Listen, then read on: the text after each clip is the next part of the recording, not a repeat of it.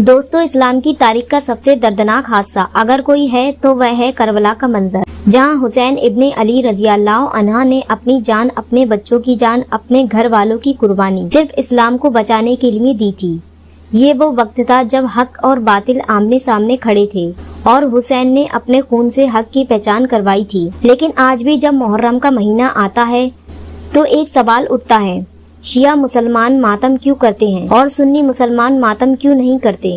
तो इस बात को बड़े अदब और इल्मी अंदाज में समझते हैं कि सबसे पहले हमें ये समझना होगा कि करबला सिर्फ शियाओं का मसला नहीं है, करबला पूरी उम्मत का मसला है। हुसैन रज़ियल्लाहु अन्हु किसी एक फिरके के नहीं, वह उम्मते मुस्लिम के सरदार हैं, वह जन्नत के जवानों के सरदार हैं। उनकी कुर्बानी को हर मुसलमान मानता है, हर मुसलमान उस पर अफसोस करता है, हर मुसलमान का दिल दुखता है, मगर अफसोस करने और मातम करने में फर्क होता है। सुन्नी मसलक के लोग इस गम को मनाते हैं, मगर शरीयत के दायरे में रहकर वे मजलिस करते हैं, फातिहा पढ़ते हैं, हुसैन की शहादत को याद करते हैं, आंसू बहाते हैं, दुआ करते हैं, लेकिन वह खुद को जख्मी नहीं करते, सीना नहीं पीटते, जंजीरों से खुद को नहीं मारते, खून नहीं बहाते। जबकि शरीयत में खुद को तकलीफ देना, जानबूझकर दर्द पहुंचाना मना है। अल्लाह के रसूल सल्लल्लाहु अलैहि वसल्लम ने फरमाया कि मुसीबत आने पर नाखून नोचना, कपड़े फाड़ना और चीख चीख कर मातम करना इस्लाम में हराम है, इस्लामी तरीका नहीं। इसलिए सुन्नी मुसलमान उस गम को तो मानते हैं, लेकिन शरीयत के मुताबिक। वो लोग जो खुद को जंजीरों से मारते हैं, खून निकालते हैं, खुद को दुख देते हैं,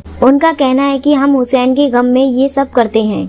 मगर सवाल ये उठता है कि क्या हुसैन खुद चाहते थे कि लोग उनके गम में खुद को सजा दें? क्या इस्लाम हमें ये सिखाता है कि गम मनाने के लिए अपने जिस्म को लहूलुहान कर दो? अगर ये तरीका सही होता तो सबसे पहले हुसैन के अपने बेटे इमाम ज़ैनुल आबिदीन रज़ियल्लाहु अन्हु इस पर अमल करते, मगर उन्होंने कभी भी खुद को जख्मी नहीं किया। वह रोते थे, हुसैन को याद करते थे, दुआ करते थे, मगर शरीयत के खिलाफ नहीं गए। इसी तरह सहाबाए किराम, ताबीन और बुजुर्ग उलमाए हक ने कभी भी ऐसा तरीका नहीं अपनाया। असल बात यह है कि शहादत एक नेमत है और शहीद के लिए खुशी मनाई जाती है, मगर हुसैन की शहादत पर रोना इसलिए है क्योंकि ये शहादत जुल्म और बेजा जुल्म के खिलाफ थी। यजीद ने अपने नापाक मंसूफों के लिए रसूलुल्लाह सल्लल्लाहु अलैहि वसल्लम के नवासे को शहीद करवा दिया। इस पर अफसोस करना ईमान की निशानी है, लेकिन मातम करना शरीयत की खिलाफ वर्जी है। हम शहीदों को दुआओं में याद करते हैं, उनकी कुर्बानियों को अपनी जुबान से बयान करते हैं, अपने बच्चों को उनके बारे में बताते हैं, ताकि नई नस्लें समझे कि इस्लाम कैसे कैसे कुर्बानियों से बचा है। आज हमें जरूरत है कि हम करबला को समझे, हुसैन की कुर्बानी को समझे और अपने अंदर वह जज्बा पैदा करें जो हुसैन के पास था, यानी हक के लिए खड़े हो जाना।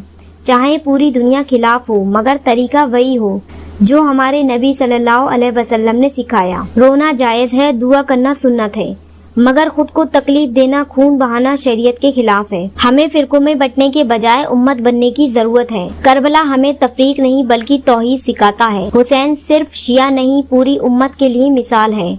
अगर हम वाकई हुसैन से मोहब्बत करते हैं तो उनके रास्ते पर चलें, ना कि वो काम करें जो उन्होंने खुद भी नहीं किया।